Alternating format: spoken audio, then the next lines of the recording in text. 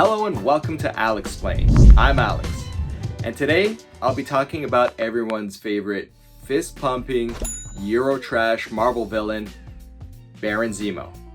Let me get a fist bump on that one.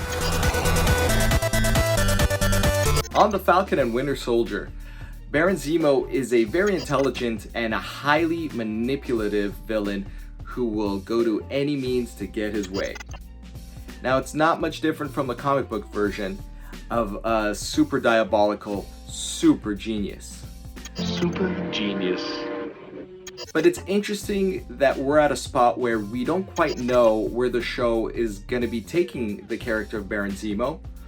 So I'll be taking a look at his biggest accomplishments and questionable stories from all these past years of Marvel Comics history. If the movies and show got one thing right, it's that Baron Zemo is absolutely fixated on family.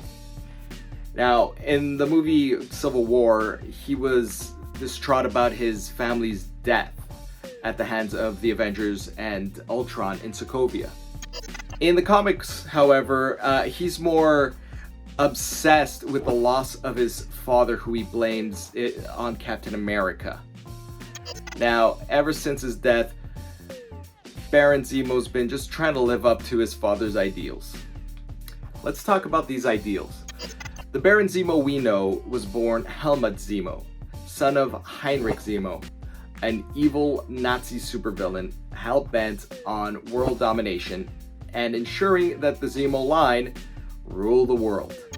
Now, the Nazi apple did not fall far from the tree.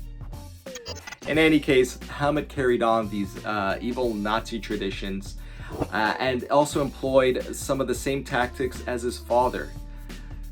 We'll get back to that in a sec. Helmut's first supervillain outing wasn't as Baron Zemo.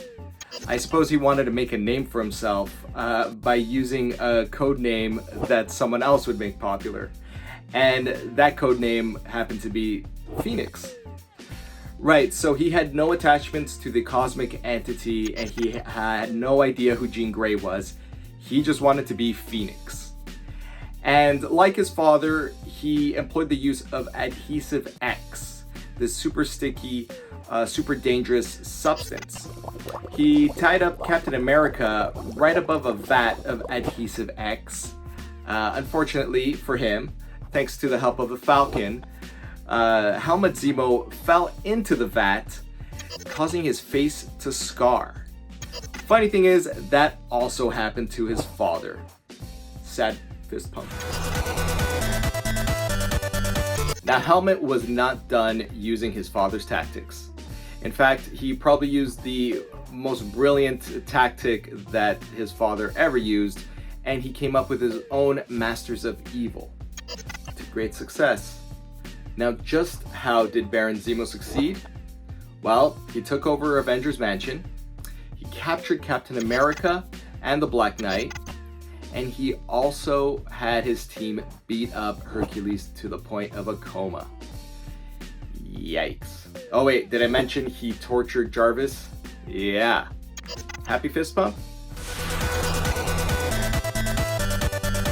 Well, it took a returning Thor and an assembly of an Avengers team to actually come back and thwart the Masters of Evil, including a climactic battle between Cap and Baron Zemo, in which, well, you guessed it, Cap won. Not one to let go of his daddy issues, Baron Zemo decided to resurrect his Vater. Basha! His what? Unfortunately, it went sideways and he brought back a demon that inhabited his father's body. Sad fist pump for the father. Now, on the topic of daddy issues, Baron Zemo got married once to Heike Zemo, a woman who once claimed to be the reincarnated Heinrich Zemo, meaning that Helmut married his father. Gross fist pump. Okay, as you can tell, all these schemes failed horribly, and there's really no reason to actually give any credibility to this Baron Zemo. That is until the Thunderbolts. Okay, so in the 90s, the Avengers and the Fantastic Four were thought dead because of a supervillain named Onslaught, which hopefully one day I'll cover in Alexplained. So with this void of superheroes, Zemo thought it a great idea to create his own superhero team to actually fill this void and gain public interest. Well, it worked, and everybody was fooled. It's no understatement to say this was the biggest shock of the 90s. In fact, I remember reading about it in Wizard magazine, a comic book based magazine back then, pre-internet days.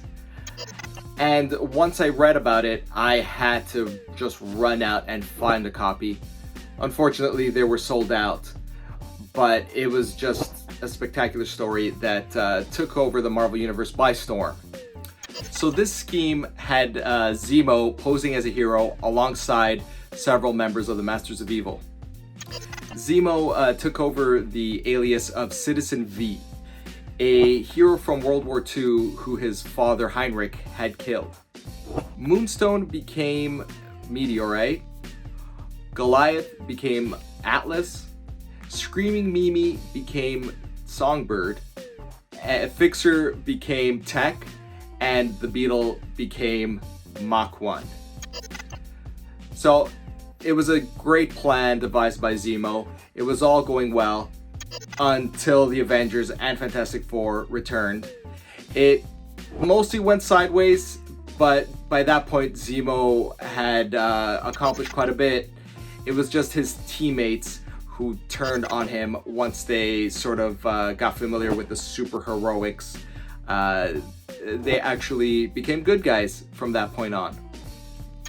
Now, after that spectacular defeat, what did Baron Zemo do? Well, he showed up here and there, survived the decapitation by, transferring his brain into the body of somebody else. But he did make a splash once again when Bucky was Captain America, as he was the individual who added the story that Captain America was a Russian assassin named the Winter Soldier. So that's pretty heavy implications in the comic book universe. And although they can't really replicate that in the show, you can tell that Zemo probably has something up his sleeve for both Bucky and the Falcon. Headless fist pump. With only 2 episodes left in Falcon and Winter Soldier, where is Zemo going to land?